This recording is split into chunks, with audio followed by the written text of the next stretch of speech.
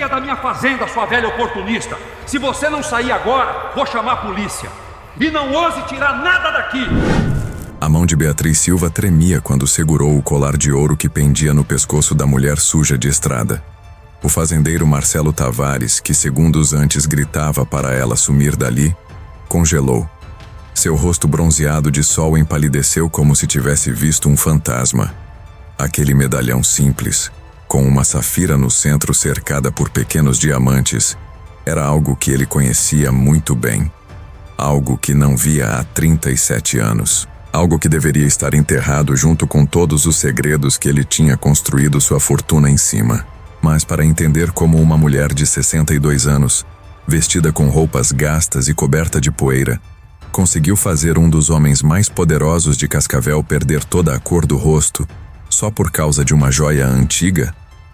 A gente precisa voltar 3 dias antes, quando Beatriz desceu de um ônibus vindo de Curitiba, com uma mala velha de tecido e um propósito que ela carregava há quase 4 décadas. Quinta-feira, 17 de outubro de 2024.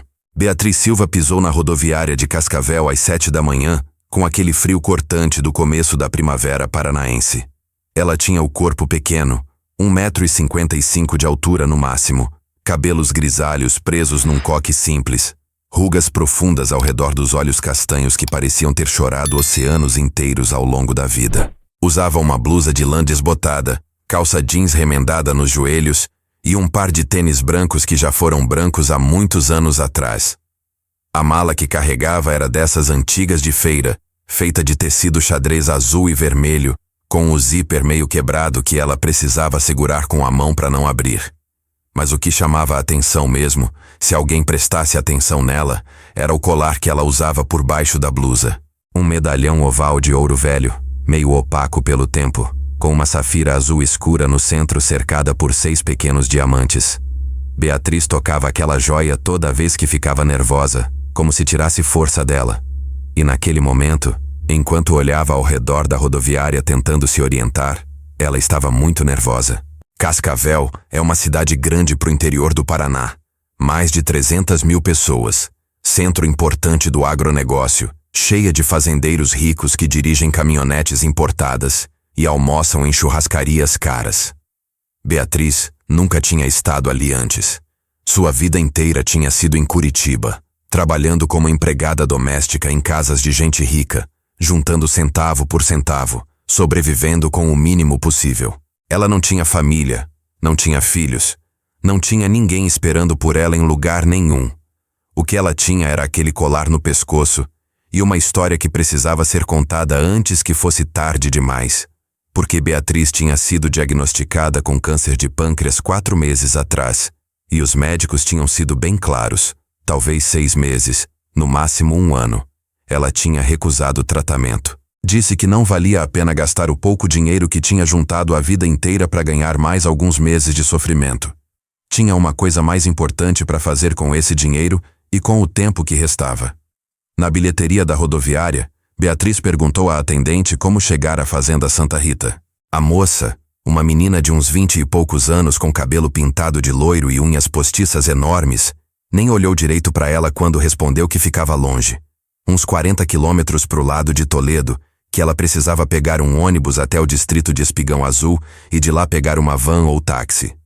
Beatriz agradeceu e foi comprar a passagem. O ônibus só saía às 9, então ela se sentou num banco de plástico laranja com a mala no colo e ficou observando as pessoas passarem. Tinha um medo no peito dela que era diferente de qualquer medo que já sentiu na vida.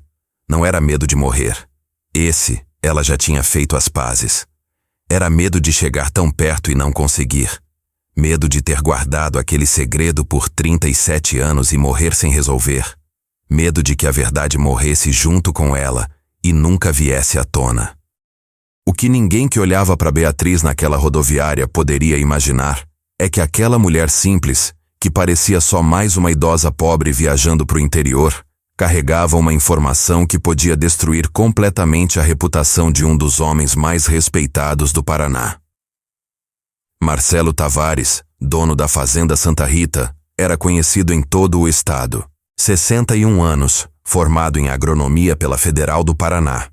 Dono de mais de 3.000 hectares de soja milho e trigo, presidente da Cooperativa Agrícola Regional, membro do Conselho da Igreja Católica, financiador de campanhas políticas. Sua fazenda empregava mais de 200 pessoas. Suas colheitas alimentavam meio país. Sua palavra tinha peso em qualquer reunião que ele participasse. Marcelo era casado há 34 anos com Helena Tavares, tinha 3 filhos já adultos, 8 netos, uma mansão na fazenda que parecia hotel 5 estrelas e outra casa de veraneio em Balneário Camboriú. Ele era o tipo de homem que todo mundo chamava de doutor mesmo sem ser médico, que sentava na primeira fila da missa de domingo, que doava dinheiro para orfanatos e asilos e fazia questão que saísse foto no jornal. Mas Beatriz sabia de algo sobre Marcelo Tavares que mais ninguém sabia. Algo que aconteceu em 1987, quando ele ainda não era nada do que é hoje. Às 9 em ponto, Beatriz subiu no ônibus para Espigão Azul. Era um ônibus velho, daqueles que chacoalham em cada buraco da estrada, com banco de vinil verde rasgado e cheiro de óleo diesel misturado com suor. Ela se sentou na janela e ficou olhando a paisagem mudar conforme saíam da cidade. Primeiro os bairros mais pobres, casas pequenas grudadas umas nas outras, cachorros na rua, crianças brincando em terrenos baldios. Depois, começaram as chácaras, os sítios pequenos, plantações de mandioca e milho.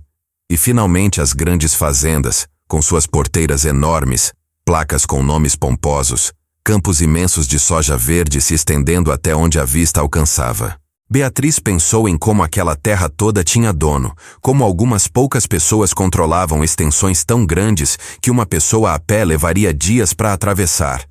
E pensou em como ela mesma nunca tinha possuído nada além das roupas do corpo e daquele colar pendurado no pescoço. 1h20 depois, o ônibus parou no que o motorista anunciou ser Espigão Azul. Não era bem uma cidade, mas um aglomerado de umas 15 casas ao redor de uma venda, um posto de gasolina e uma igrejinha branca. Beatriz desceu com a mala e ficou ali parada sem saber direito o que fazer. Tinha um senhor sentado na frente da venda, uns 70 anos, queimado de sol tomando chimarrão.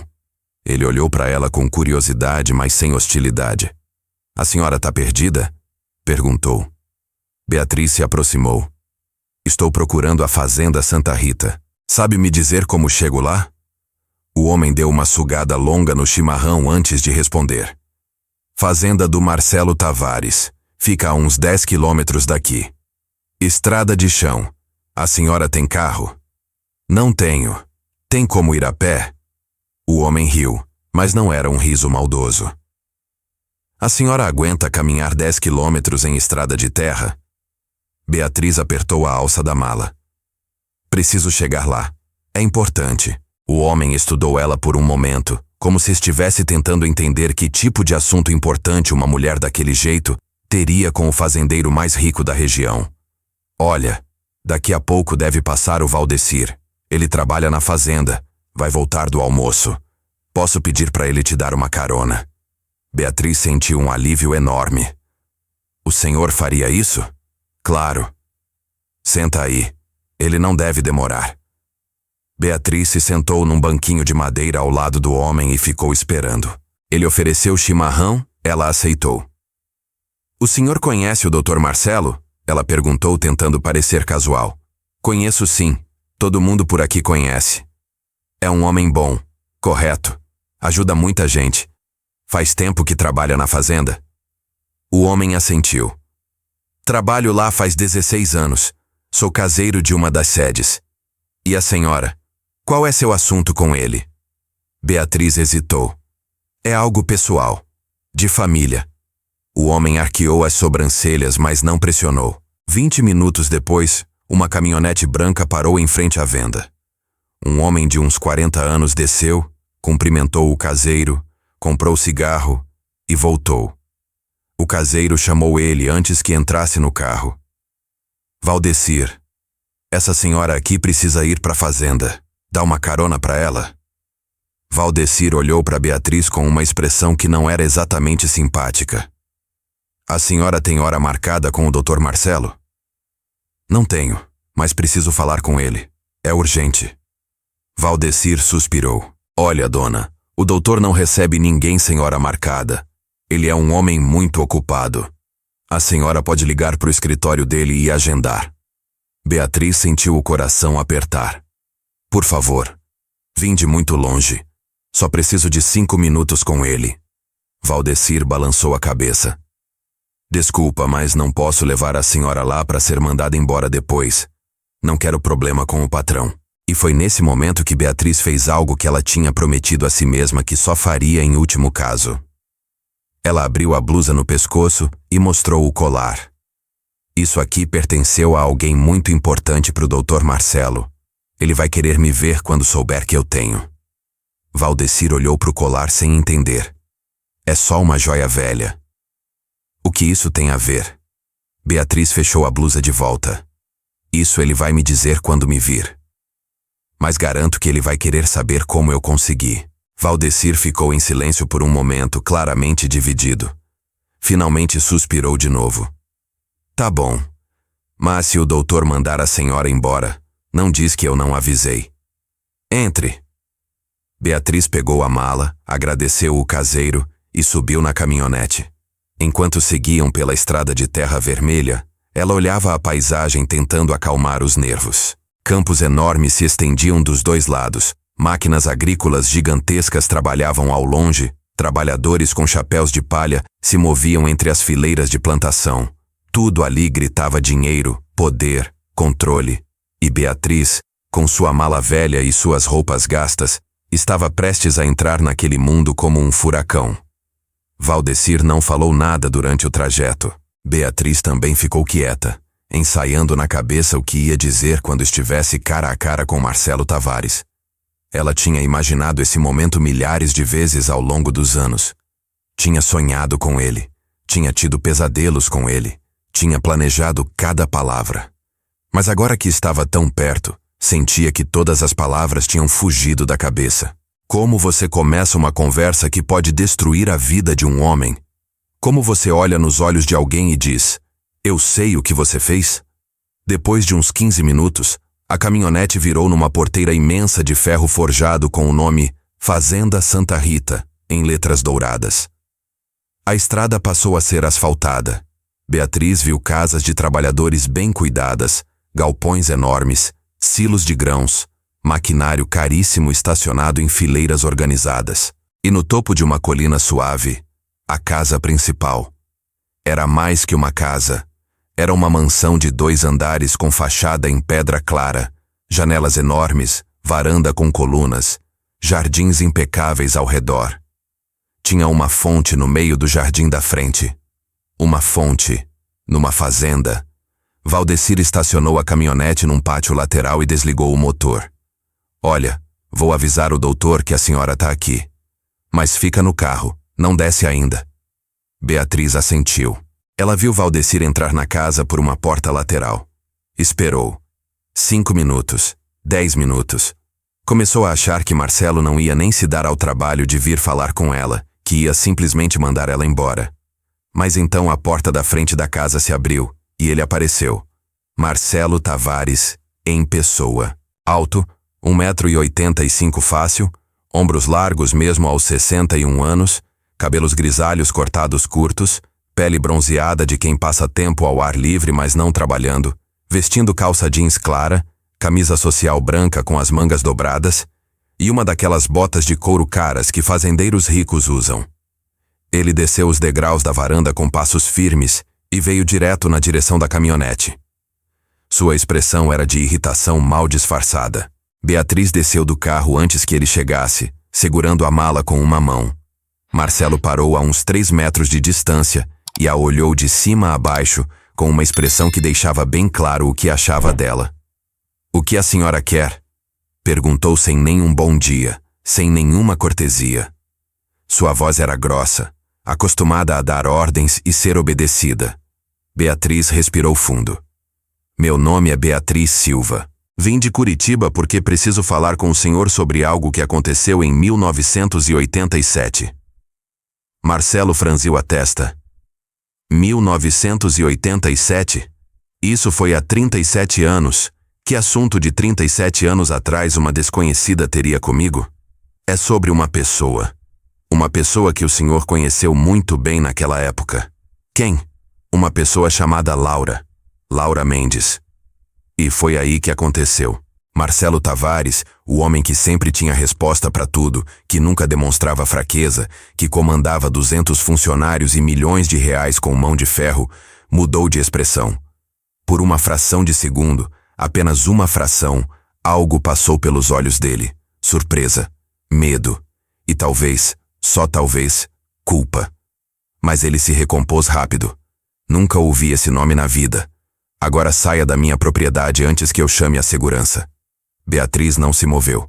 Abriu a blusa no pescoço e mostrou o colar, segurando o medalhão entre os dedos. O senhor reconhece isso? Marcelo olhou para o colar, e dessa vez não conseguiu esconder. Sua mão involuntariamente foi até o bolso da calça, como se estivesse procurando algo que sabia que não estava lá. Sua respiração ficou mais rápida. O rosto empalideceu visivelmente. Onde você conseguiu isso? Perguntou, e sua voz tinha perdido toda a firmeza. Tinha algo nela agora que Beatriz reconheceu imediatamente. Pânico. Antes que ela pudesse responder, Marcelo deu um passo à frente furioso.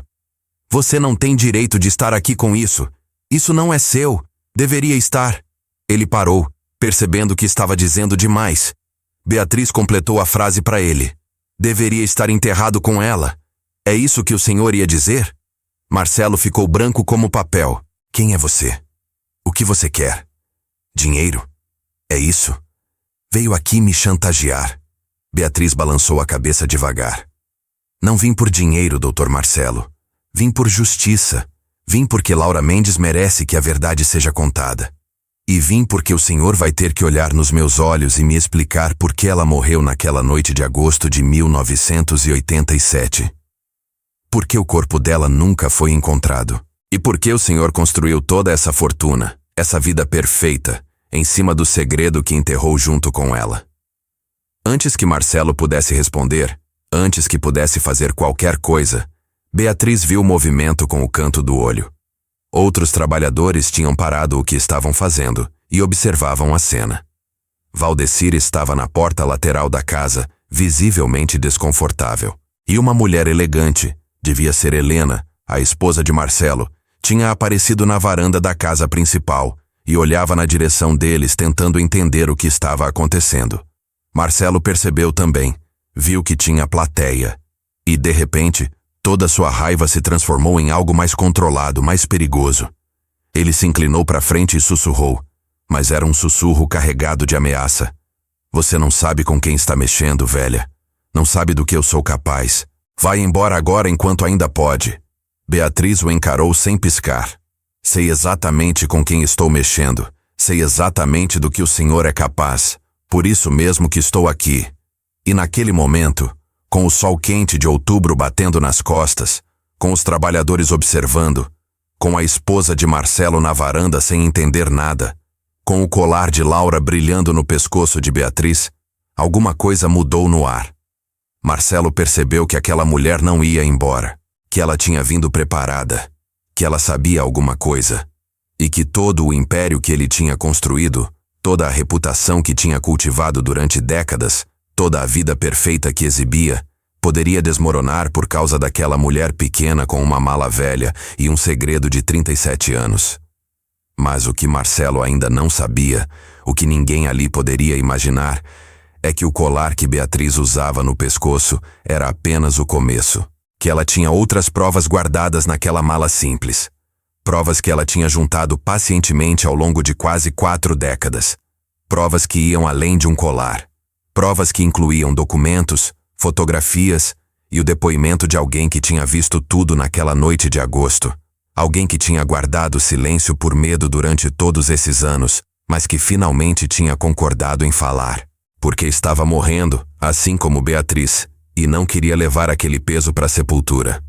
Mas antes de eu te contar quem é essa pessoa que testemunhou tudo, antes de revelar o que realmente aconteceu naquela noite de 1987, antes de você descobrir como Laura Mendes morreu e por que Marcelo Tavares conseguiu esconder isso por tanto tempo, eu preciso te fazer um pedido. Se você está com o coração acelerado agora, Se está com raiva desse homem que acha que pode tratar qualquer pessoa como lixo só porque tem dinheiro, se você quer ver ele pagar pelo que fez, então se inscreve neste canal agora. Porque o que vem a seguir vai ser ainda mais intenso. Vai ter revelações que vão te deixar sem fôlego. E você não vai querer perder nenhum segundo disso.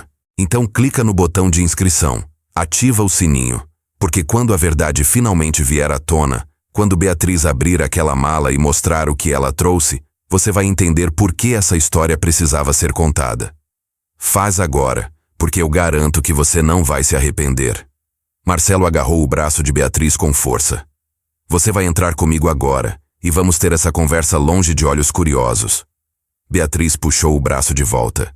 Não precisa me ameaçar. Vim aqui para falar com o senhor mesmo. Mas não sozinha. Marcelo franziu a testa. Como assim não sozinha? Beatriz mostrou o celular velho.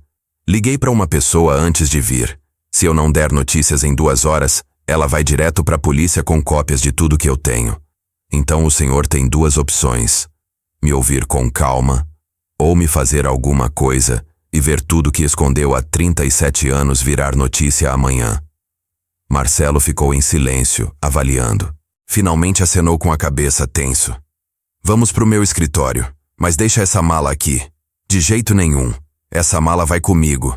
O que tem dentro dela é a única garantia que tenho de que o senhor não vai fazer comigo o que fez com Laura. Algo passou pelos olhos de Marcelo, confirmando para Beatriz que ela estava certa. Ele não negou. Apenas se virou e começou a caminhar. Vem logo então. Entraram pela porta principal. Piso de mármore brilhante. Móveis caros. Quadros com molduras douradas. Lustre de cristal enorme. Tudo gritava dinheiro. Tudo construído sobre mentiras e sangue. Marcelo a guiou até um escritório, fechou a porta com força e trancou. Se virou para ela com ódio puro nos olhos. Fala logo o que você quer. Beatriz colocou a mala na mesa dele. Quero que o senhor me conte o que aconteceu com Laura Mendes na noite de 23 de agosto de 1987. Marcelo se serviu de uísque e bebeu metade de um gole. Não sei de nada sobre essa mulher. Mentira. O senhor conhecia Laura muito bem.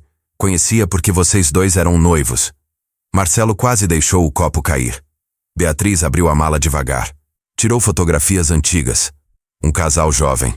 Um rapaz de uns 24 anos. Traços reconhecíveis no Marcelo de hoje. E uma moça linda de 19 anos, cabelos castanhos longos, olhos claros cheios de vida, usando exatamente o mesmo colar que Beatriz tinha no pescoço. Fotos mostrando eles abraçados, rindo, apaixonados. Marcelo olhou como se tivesse visto fantasmas. Onde você conseguiu isso? Laura era minha irmã mais nova. O silêncio foi absoluto. Marcelo caiu na cadeira, o copo tremendo. Sua irmã. Beatriz continuou, voz firme e mais dolorida. Laura Beatriz Mendes. Nasceu em 17 de março de 1968 em Curitiba. Quando nossos pais morreram em 84, eu criei ela sozinha, trabalhando em 2 casas. Em 86, ela conheceu um rapaz bonito, filho de fazendeiro de Cascavel fazendo faculdade em Curitiba. Marcelo Tavares. Vocês começaram a namorar. Laura ficou apaixonadíssima. Em junho de 87, ele pediu ela em casamento. Ela estava radiante. Beatriz pegou outra foto. Laura com o colar sorrindo. Esse colar foi presente de noivado do senhor. Safira legítima cercada de diamantes. Cada diamante representava 1 mês que vocês namoraram. Laura usava todos os dias. Dizia que era o bem mais precioso que tinha. Marcelo estava com lágrimas escorrendo. Eu amava ela. Juro que amava. Então por que ela morreu, Marcelo? Por que minha irmã desapareceu em 23 de agosto e nunca mais voltou? Por que quando fui procurar você, você mentiu dizendo que Laura tinha terminado e ido embora? Marcelo soluçou. Foi um acidente. Juro que foi acidente. Beatriz se inclinou. Conta tudo. Marcelo limpou o rosto, respirou fundo. Meu pai era duro, tradicional. Quando contei que ia me casar com Laura, ele quis saber da família. Disse que os pais tinham morrido, que ela morava com a irmã, que vocês eram gente simples mas honesta. Ele explodiu. Disse que eu não ia me casar com moça sem família, sem dote, sem nome, que ia arruinar a reputação. Me ameaçou.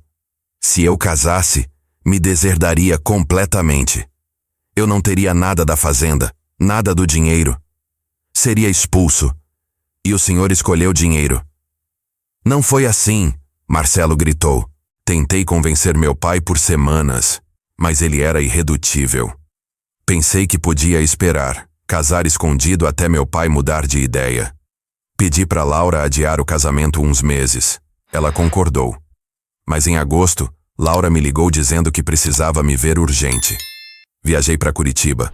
Nos encontramos num parque. E foi quando ela me disse. Beatriz fechou os olhos. Ela estava grávida. 3 meses. Marcelo assentiu, destruído. Ela estava grávida e com medo.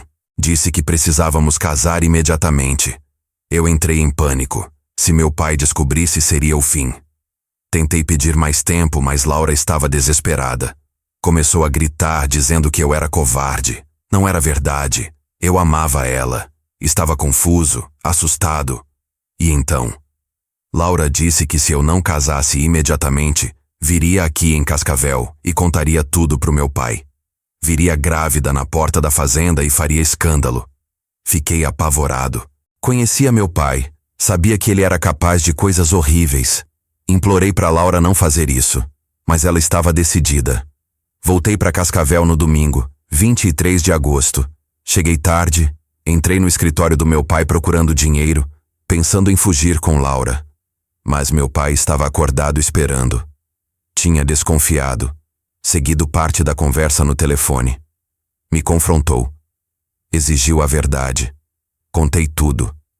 Que Laura estava grávida. Que ia vir aqui na segunda. Beatriz sentiu o horror subindo. Meu pai ficou tranquilo demais. Disse que resolvia tudo. Que cuidaria do problema. Eu deveria ter percebido. Mas era covarde. Tinha tanto medo que não questionei. Na manhã de segunda, 24 de agosto, meu pai saiu cedo. Disse que ia até Curitiba resolver negócios. Voltou de noite. E trouxe o colar de Laura. Só o colar. Beatriz levou a mão à boca. Ele a matou. Marcelo soluçou alto. Ele disse que tinha resolvido o problema. Que Laura não ia incomodar mais. Que tinha acontecido um acidente. Fiquei em choque. Gritei com ele. Ele me deu um tapa e disse: fiz o que você não teve coragem. Protegi nossa família. Agora vive com isso. O que ele fez com o corpo? Não sei. Nunca me contou. Só disse que estava num lugar onde ninguém ia achar. Beatriz sentiu o mundo girar. 37 anos procurando. Delegacias, anúncios em jornais, detetives baratos. Laura tinha simplesmente desaparecido. E o senhor guardou segredo. Cobriu tudo. Deixou a gente procurando. Marcelo estava destruído. Era covarde. Tinha medo do meu pai. Medo de ser preso como cúmplice. Ele disse que se eu falasse, colocaria a culpa em mim. Sabia que era capaz. Quando seu pai morreu, 2 anos depois, 89, infarto, morreu levando o segredo. E o senhor? Simplesmente continuou a vida? Casou? Teve filhos? Construiu esse império? Marcelo não respondeu. Beatriz continuou furiosa. Sabe o que eu fiz? Procurei minha irmã todo santo dia. Trabalhei ganhando miséria. Morei em pensões horríveis, não casei, não tive filhos. Tudo porque não conseguia desistir. E quando descobri que você existia, vim te procurar. Você me disse na cara que Laura tinha terminado e ido embora. Me fez acreditar que ela me abandonou. Carreguei essa mágoa por anos. E você sabia a verdade o tempo todo. Como descobriu? Beatriz pegou outro envelope. Um homem me procurou há 4 meses. Josué, 78 anos. Era caseiro da sua família em 87. Marcelo empalideceu. Josué viu tudo. Estava trabalhando no jardim quando você contou para o seu pai sobre a gravidez. Ouviu a conversa. No dia seguinte, viu seu pai sair cedo. E quando voltou de noite, Josué estava no galpão. Viu seu pai tirando algo embrulhado da caminhonete. Algo do tamanho de uma pessoa. Viu ele carregar para um dos silos velhos nos fundos. Viu ele voltar 2 horas depois coberto de terra. E viu ele entrar segurando um colar com safira. Por que Josué nunca disse nada? Porque tinha medo. Seu pai era violento, Marcelo. Josué tinha esposa e 4 filhos. Não podia arriscar. Mas há 4 meses, com câncer terminal, decidiu que não podia morrer levando isso. Me procurou. Me contou tudo. Me deu isso. Beatriz tirou um papel. Declaração escrita à mão. Assinatura reconhecida em cartório, onde Josué contava tudo o que viu. Marcelo leu tremendo. Isso não prova nada. Não tem corpo, não tem evidência física. É palavra de um velho doente. Pode ser. Mas é suficiente para a polícia reabrir investigação. Para fazer eles cavarem cada centímetro dessa fazenda. Para acabar com sua reputação, seus negócios, seu casamento. Tudo. Marcelo se levantou. O que você quer? Dinheiro? Quanto? Não quero seu dinheiro sujo. Então o quê? Vim porque preciso saber onde Laura está. Preciso enterrar minha irmã adequadamente. E preciso que você assuma o que fez. Eu não matei ela. Não, mas deixou que matassem. Você é tão culpado quanto seu pai. Então vai me dizer, onde ela está? Não sei. Juro que não sei. Nunca quis saber. Josué disse que foi num dos silos velhos nos fundos. Quais são? Marcelo apontou. Tem 3 silos desativados lá atrás, abandonados desde os anos 90. Então é lá que vamos. Você, eu e uma equipe. Vamos cavar até achar. Como assim vamos? Agora. Hoje. E depois você vai à polícia e vai contar tudo. Não posso. Vou ser preso. Minha família será destruída. Deveria ter pensado nisso 37 anos atrás. Nesse momento bateram na porta. Marcelo! Voz de Helena, sua esposa. Você está aí? Ouvi gritos. Estou ocupado, Helena. Mas quem é essa mulher? Por que trancou a porta? Beatriz tomou decisão. Foi até a porta e abriu. Helena estava ali, elegante, cabelos loiros, expressão confusa. Quem é a senhora? Meu nome é Beatriz Silva, e preciso conversar com a senhora sobre algo que seu marido fez há muito tempo. Marcelo se levantou. Beatriz, não. Não envolve ela. Ela merece saber com quem está casada há 34 anos. Beatriz contou tudo. Laura. A gravidez. O assassinato. O encobrimento. Helena ouviu ficando pálida. No final, olhou para o marido com horror. É verdade? Marcelo? Diz que não é. Marcelo não conseguiu olhar para ela. Helena, eu era jovem. Estava com medo. Meu pai. Deus do céu. Helena cambaleou. Você sabia que ela foi morta e nunca disse nada? Todos esses anos? Dormindo do meu lado, criando nossos filhos, indo para a igreja? Como você conseguiu? Tentei esquecer. Tentei me convencer que não era real. Mas todas as noites, sonhava com ela. Todas as noites via o rosto dela perguntando por que deixei acontecer. Helena olhou para Beatriz. O que a senhora vai fazer? Vou encontrar o corpo da minha irmã. E depois vou à polícia. Helena assentiu devagar. Eu vou com vocês. Marcelo, você vai me levar até esses silos. Vai me mostrar onde procurar. E depois vai fazer a coisa certa pela primeira vez na vida. Vai confessar. Marcelo tentou protestar, mas Helena o cortou. Não. Você não tem direito de falar. Passei 34 anos acreditando que você era bom. Honesto. Vamos acabar com isso agora. E é aqui que eu preciso pausar e te fazer uma pergunta. Você consegue imaginar o que Beatriz está sentindo? 37 anos de busca, e finalmente está perto de respostas. Se você já perdeu alguém que ama, se já passou pela dor de não saber, você entende. Se está sentindo isso, se está torcendo para que Beatriz consiga justiça, deixa um comentário. De qual cidade você está assistindo? E ativa o sininho, porque o que vem agora, a escavação, o momento da verdade, você não vai querer perder. Meia hora depois, um pequeno grupo caminhava pelos fundos da fazenda Santa Rita. Beatriz na frente segurando a mala. Helena ao lado, sem olhar para o marido. Marcelo atrás, destruído. E Valdecir com paz e ferramentas, sem entender o que estava acontecendo, mas sentindo que era grave. Os 3 silos apareceram. Estruturas antigas de concreto, rachadas, cobertas de mato. O vento fazia um som grave passando por eles, quase como gemido. Beatriz olhou e sentiu arrepio. Sua irmã estava ali. Qual deles? Perguntou Helena, voz controlada, mas com raiva. Marcelo olhou para os 3 silos. Não sei. Nunca quis saber, mas Josué disse que era o do meio. Beatriz completou. Ele viu seu pai entrar ali com um embrulho e sair 2 horas depois coberto de terra vermelha. Valdecir largou as ferramentas. Patrão, o que está acontecendo? Helena respondeu. Estamos procurando o corpo de uma mulher assassinada há 37 anos. Uma mulher que meu marido amava, mas não teve coragem de defender. Valdecir ficou pálido. Um corpo? Aqui? Beatriz assentiu. Laura Mendes. Minha irmã. Tinha 19 anos e estava grávida quando o pai de Marcelo a matou. E Marcelo guardou segredo todos esses anos. Valdecir olhou para o patrão com choque e nojo. Deus do céu! Entraram no silo do meio. Interior escuro, úmido, cheirando a mofo. Beatriz observou o chão de concreto rachado. Tinha uma área no fundo onde o concreto estava quebrado diferente. Não eram rachaduras naturais. Alguém tinha quebrado deliberadamente e tentado disfarçar com terra e mato. Ali, Beatriz apontou. Começa a cavar ali. Valdecir hesitou. Dona Beatriz, não deveria chamar a polícia primeiro?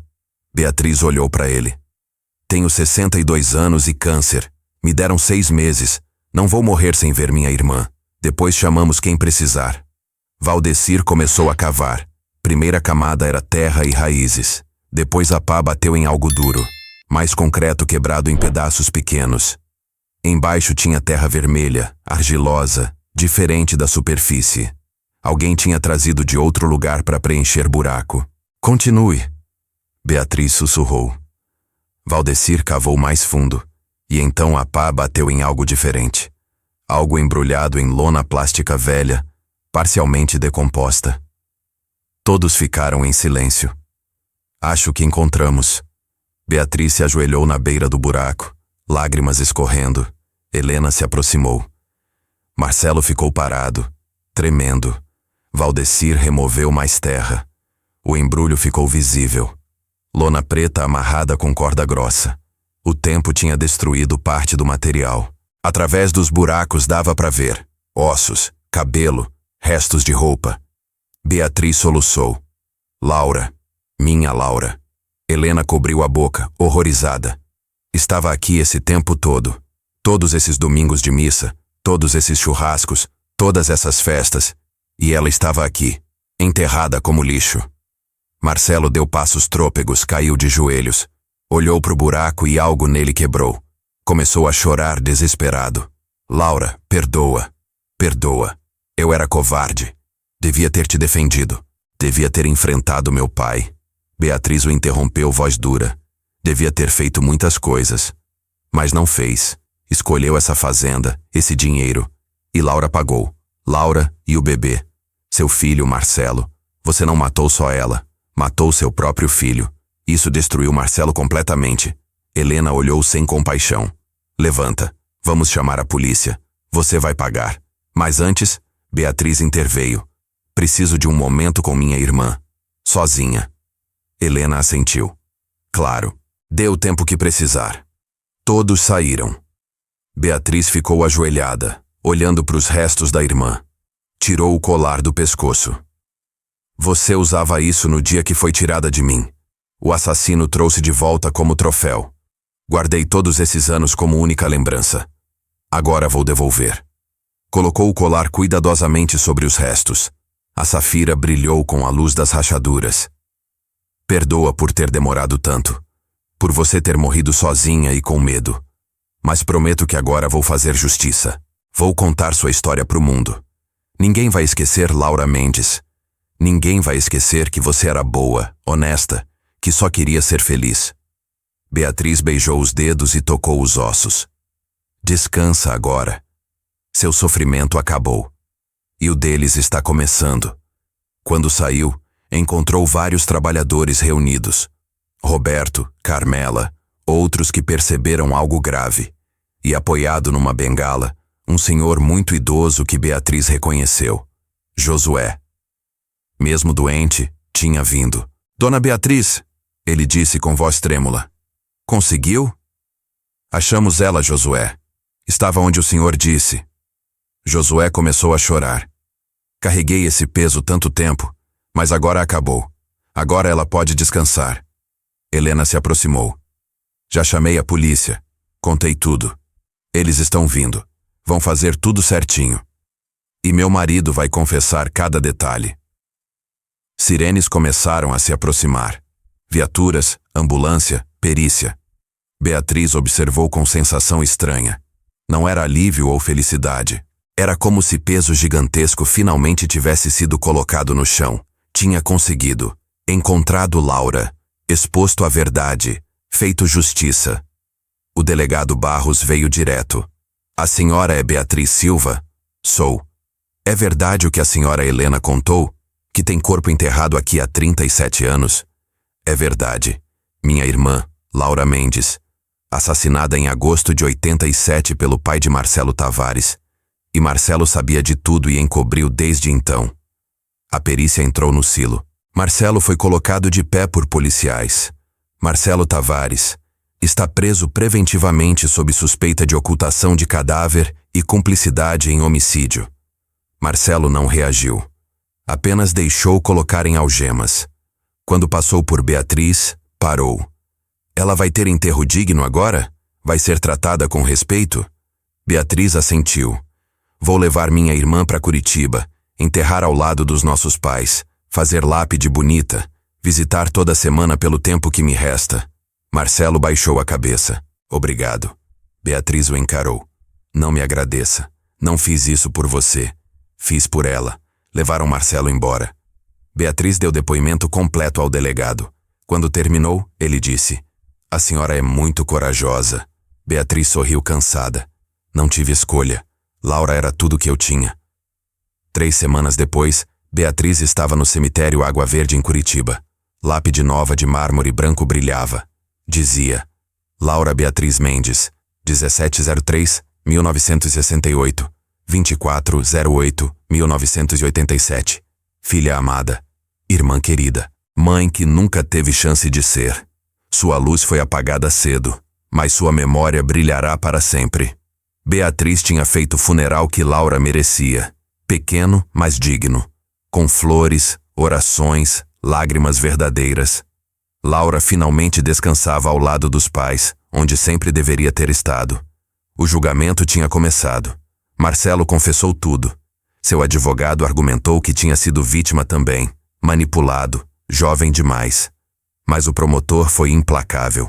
Marcelo tinha vivido no luxo construído sobre crime hediondo, escondido assassinato por 4 décadas, dormido tranquilo enquanto ela apodrecia enterrada, ido à igreja fingindo ser homem de bem.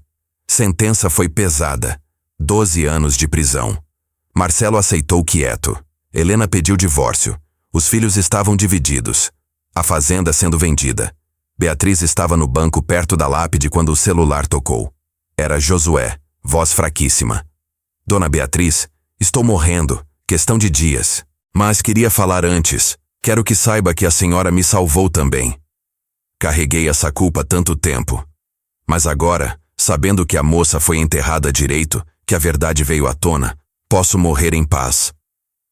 Obrigado por ter coragem que eu não tive. Beatriz limpou lágrimas. O senhor teve coragem, sim. Teve coragem de falar. Sem o senhor, nunca teria achado Laura. Obrigado ao senhor. Descanse tranquilo. Fez a coisa certa. Josué morreu 2 dias depois. Beatriz voltou ao túmulo, sentou e olhou a lápide. Conseguimos, Laura. Justiça foi feita. O homem que deixou você morrer está preso. O segredo veio à luz. E sabe o melhor? Sua história está ajudando outras pessoas. Recebi cartas de dezenas de famílias com desaparecidos. Dizem que sua história deu esperança. Que vão continuar procurando. Então você não morreu em vão. Mesmo na morte, está fazendo diferença. Beatriz tocou a lápide. Estou cansada. Meu corpo está fraco. Tenho poucas semanas. Mas está bem. Fiz o que vim fazer. Encontrei você. Trouxe para casa. Fiz justiça. Agora posso descansar também. Vou estar com você em breve. Juntas de novo. Você, eu e nossos pais. Como deveria ter sido. Levantou-se, beijou a lápide, caminhou de volta. O sol se punha sobre Curitiba pintando o céu. E Beatriz pensou em como a vida era estranha. Como 37 anos podiam passar buscando resposta. Como a verdade podia estar enterrada, mas nunca morta. Como justiça mesmo demorada ainda era justiça. Como amor de irmã podia mover montanhas, escavar silos, enfrentar homens poderosos. Uma mulher pequena, doente, sem dinheiro, tinha derrubado o império construído sobre mentiras. Tinha dado à irmã a paz que merecia. E isso valia mais que qualquer fortuna. Isso era amor verdadeiro. Isso era o que importava no final. E assim termina a história de Beatriz e Laura. Sobre amor que não desiste. Sobre verdades que não podem ser enterradas. Sobre justiça que eventualmente chega. Se chegou até aqui, se sentiu cada emoção, deixa um comentário. O que essa história te ensinou sobre perseverança? Sobre não desistir? Se conhece alguém procurando ente querido desaparecido, compartilha essa história. Porque às vezes precisamos lembrar que não estamos sozinhos, que é possível encontrar respostas. Se inscreve no canal, tem centenas de outras histórias esperando. Ativa o sininho. Porque como diz um antigo provérbio, a verdade é como o sol. Você pode encobri-la por um tempo, mas ela sempre acaba rompendo as nuvens e brilhando. Que sua verdade sempre encontre a luz.